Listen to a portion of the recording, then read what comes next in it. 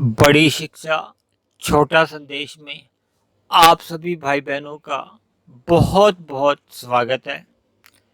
आज की चर्चा का विषय है मनुष्य योनि पाने की योग्यता, यानी कि मनुष्य योनि पाने का एक मूलभूत आधार क्या है, क्या होनी चाहिए पात्रता, किन को मनुष्य योनि मिलती है। देखिए 84 लाख प्रकार की योनियां शास्त्रों में बताई गई हैं। मनुष्य से नीचे की भी योनियां बताई गई हैं, मनुष्य से ऊपर की भी योनियां बताई गई हैं। केवल मनुष्य ही योनि का एक विशेष महत्व शास्त्रों में बताया गया है। देखिए मनुष्य से नीचे की योनियों में जितने भी जीव हैं, उनके द्वारा जितने भी कर्म होते हैं वो मात्र क्रिया ही गिने जाते हैं। इसी तरह मनुष्य से ऊपर की जितनी भी योनियां हैं, उनके द्वारा भी जितनी क्रियाएं होती हैं वो परमात्मा की प्रेरणा से ही होती हैं। जबकि केवल मनुष्य योनि में ही हम और आप जितने भी सकाम भाव से कर्म करते हैं, चाहे वो पाप कर्म है चाहे वो पुण्य कर्म है, हम मरते दम तक जितने भी कर्म करते हैं वो सभी हमारे कर्माशय में जाते हैं। और कर्माशय में जैसे ही वो कर्म पक जाते हैं फल देने के लिए, वो पुनः हमें सुख दुख रूप में पुनः हमें मिलते हैं। यानी हम दूसरे शब्दों में ये समझ सकते हैं कि मनुष्य योनि में या मनुष्य से नीचे की योनियों में या मनुष्य से ऊपर की योनियों में जितने भी हमें अपने जीवन में सुख दुख मिलते हैं, देखिए ऊपर की योनियों में तो दुख है ही नहीं, सुखों की ही प्रधानता रहती है। और मनुष्य से नीचे की योनियों में दुखों की प्रधानता रहती है, जबकि मनुष्य योनि में सुख दुख दोनों ही मिश्रित रूप से हमें मिलते रहते हैं। ये अलग बात है कि किसी के जीवन में सुखों की प्रधानता बनी रहती है, किसी के जीवन में दुखों की प्रधानता बनी रहती है। देखिए दोनों ही स्थितियों में सुख दुख दोनों ही हमें अपने अपने जीवन में मिलते ही रहते हैं, क्योंकि सभी मनुष्य एक प्रारब्ध भी लेकर आते हैं, जिस पर आज हम कोई विशेष चर्चा नहीं करेंगे। आज हम केवल चर्चा करने जा रहे हैं कि मनुष्य योनि पाने की एक योग्यता क्या है। देखिए जैसे संसार में अलग अलग पदों के लिए नौकरी का आवेदन मंगवाए जाते हैं ना। देखिए सरकारी नौकरियों के लिए भी एक विज्ञापन आते हैं कि इस पद के लिए कम से कम ये योग्यता होनी चाहिए, साथ में इतना अनुभव होना चाहिए। ऐसे ही प्राइवेट संस्थानों में भी या निजी संस्थानों में जितनी भी नौकरियां निकलती हैं, उनके लिए भी ऐसी ही योग्यताओं का एक प्रावधान होता है। यानी कि जितने भी नौकरियों के पद खाली होते हैं, उनके लिए जितने भी आवेदन मंगवाए जाते हैं, उनमें एक योग्यता मांगी जाती है। इसी तरह देखिए मनुष्य योनि पाने की जो एक योग्यता है ना, वो कर्मों के आधार पर शास्त्रों में बताई गई है।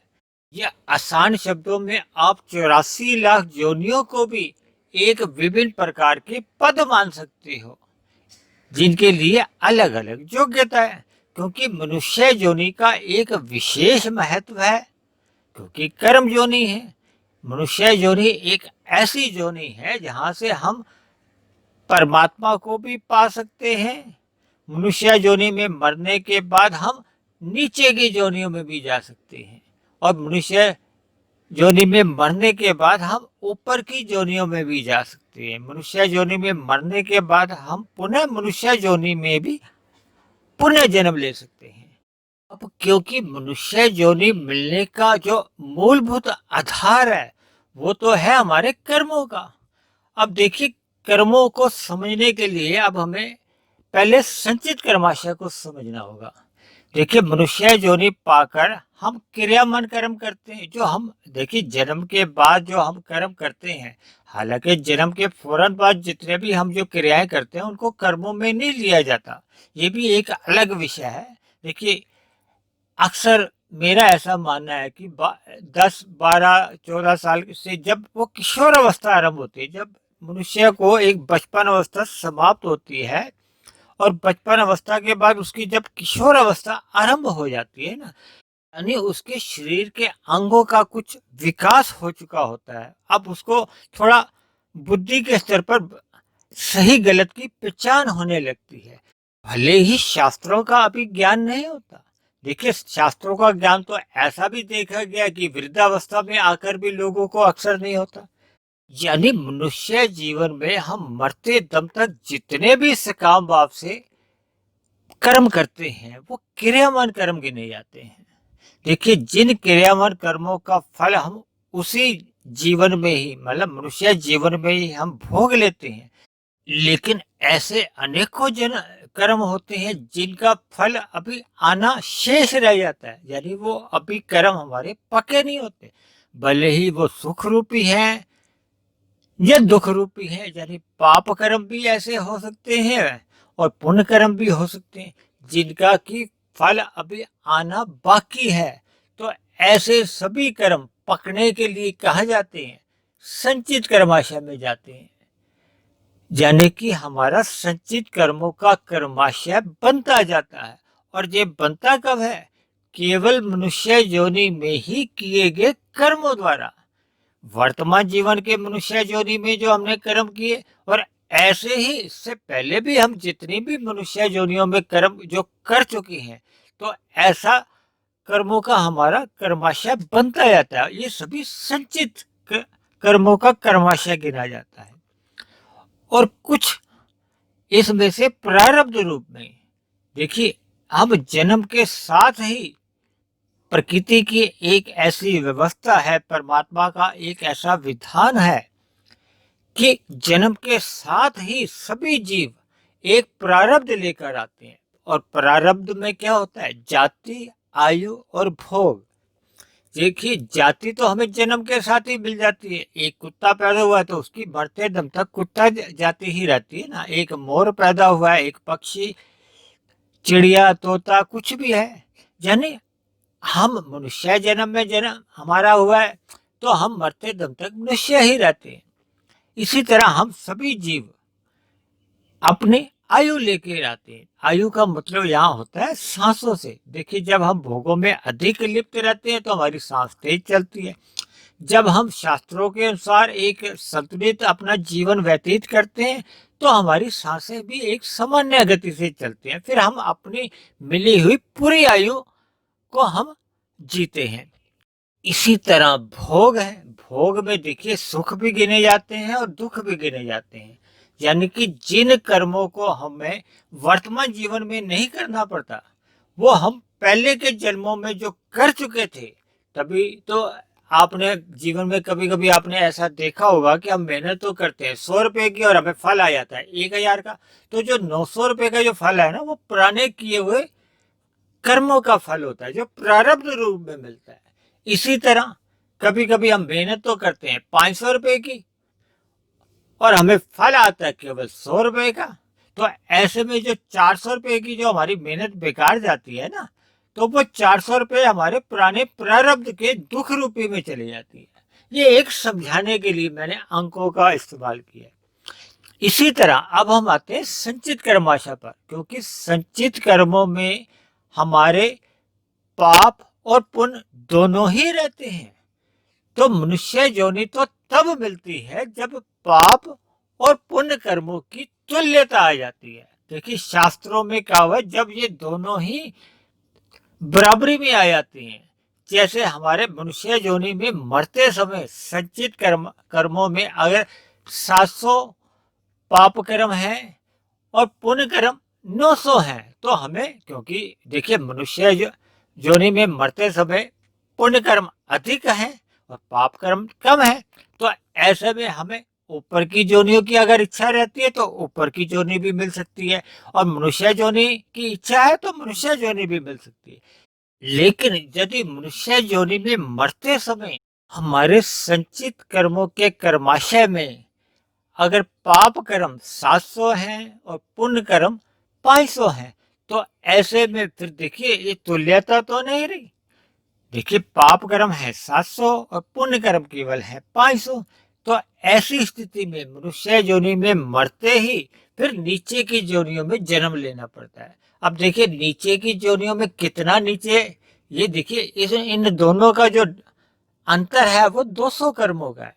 देखिए, ये समझाने के लिए, वैसे तो हमारे कर्म लाखों करोड़ों अरबों, इसकी कोई गिनती नहीं है जी। मैं आपको देखिए छोटी संख्या से एक समझा रहा हूं ताकि आपके दिमाग में बात बैठ जाए। अब आपके मन में ये प्रश्न उठ रहा होगा, मान लो नीचे की जोनियों में कोई मच्छर बन गया है, कोई पक्षी बना है, कोई पशु बना है, क्योंकि नीचे की तो जोनियां इतनी अधिक हैं। देखिए, और कुछ जोनियां तो ऐसी हैं जिनके आप और हम नाम भी नहीं सुनना चाहते। लेकिन कर्मों का तो देखिए ऐसा विधान है कि कभी कभी उन जोनियों में ना चाहते हुए भी जन्म लेना पड़ता है। कि हमने तकरीबन 1 डेढ़ साल पहले एक सत्संग किया था वनस्पति की यात्रा, कि कैसे कैसे पेड़ पौधों की एक जीवन का विकास होता है, फिर अगली जोनी, फिर अगली जोनी, करते करते देखिए ये मनुष्य जोनी का तो इसलिए अधिक महत्व है क्योंकि हम मनुष्य जोनी में ही परमात्मा को पा सकते हैं, या फिर हम अपनी आध्यात्मिक उन्नति कर सकते हैं, जबकि नीचे की और ऊपर की जोनियों में तो ये संभव ही नहीं है। मनुष्य से ऊपर की जोनियों में जैसे जैसे पुण्य कर्मों का क्षय होता है, देखिए हम पुण्य कर्मों के सुख जब भोग लेते हैं तो वो पाप कर्मों के बराबर आ जाते हैं। मान लो हमारे 500 पुण्य कर्म है और 300 पाप कर्म है, तो जैसे ही ऊपर की जोनियों में पुण्य कर्म 200 भोग कर पुनः उसके 300 के बराबर आ जाते हैं, यानी पाप और पुण्य कर्मों की तुल्यता हो जाती है, फिर पुनः से मनुष्य योनि मिल जाती है। ऐसे ही यदि पाप कर्म हमारे 700 थे और पुण्य कर्म हमारे 400 थे, तो जैसे ही जो 300 का जो फर्क है ना, वो नीचे की जोनियों में पाप कर्म का दुख रूपी फल भोग लिया जाता है, भले ही 1 जोनी में, 10 जोनी में, 1000 जोनी में, लाखों करोड़ों जोनी भी। देखिए मैंने बताया ना, हमारे कर्म भी लाखों करोड़ों में है। ये तो मैंने संख्या में आपको समझाने के लिए कि बात आपके दिमाग में बैठ जाए। यानी जैसे ही हम पाप कर्मों का फल भोगते जाते हैं और जैसे ही वो पुण्य कर्म के बराबर आ जाते हैं, तो ऐसे में फिर दोबारा मनुष्य योनि मिल जाती है, और मनुष्य योनि में ही ये प्लस माइनस पाप और पुण्य कर्मों का होता है। देखिए हम क्योंकि नए कर्म लिखे जाते हैं, और मनुष्य योनि में हम जैसे जैसे पाप करते हैं या पुण्य करते हैं, वो पुनः से इसी ही प्रक्रिया में दोबारा से संचित कर्मों में जोड़ लिए जाते हैं, और पुनः से जब मनुष्य योनि में मनुष्य की मृत्यु होती है तो पुनः इसी ही जो आधार बना हुआ है, इसी के आधार पर ऊपर की जोनियों या नीचे की जोनियों, और जब हम मायातीत ही हो जाते हैं तब ऐसे में मरने के बाद पुनः भौतिक जगत में जन्म नहीं होता, तब हमें मरने के बाद आध्यात्मिक शरीर की ही प्राप्ति होती है। आपको ध्यान ही होगा कि हमने अपने 3 शरीरों की भी बहुत बार चर्चा की है, क्योंकि हमारे जो मृत्यु होती है वो तो स्थूल शरीर की होती है। मायातीत तो हम तभी होते हैं जब स्थूल शरीर के रहते रहते हमारा सूक्ष्म शरीर और कारण शरीर दोनों समाप्त हो जाते हैं।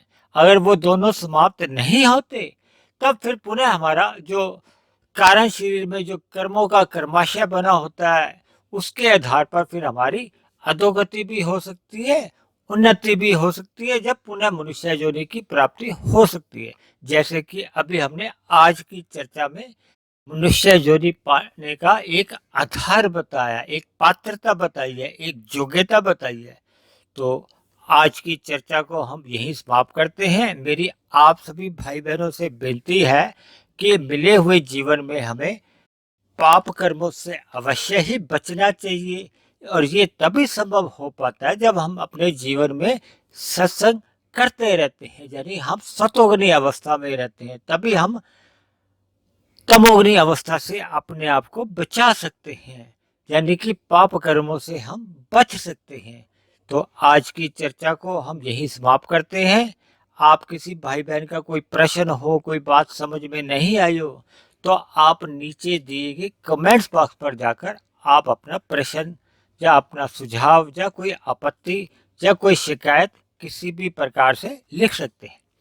दूसरी बात, यदि आपको मेरे इन वीडियो से आध्यात्मिक लाभ मिल रहा हो तो मेरी आपसे विनती है कि आप मेरे इस ज्ञानात्मक चैनल को स्वयं भी सब्सक्राइब करें व अन्य जिज्ञासु भाई बहनों को भी सब्सक्राइब करने के लिए प्रेरित करें, प्रेरणा दें। तो आज की चर्चा को हम यहीं समाप्त करते हैं। कल फिर मिलते हैं एक नए विषय को लेकर, एक नए संदेश के साथ। तब तक आप सभी भाई बहनों का बहुत बहुत धन्यवाद।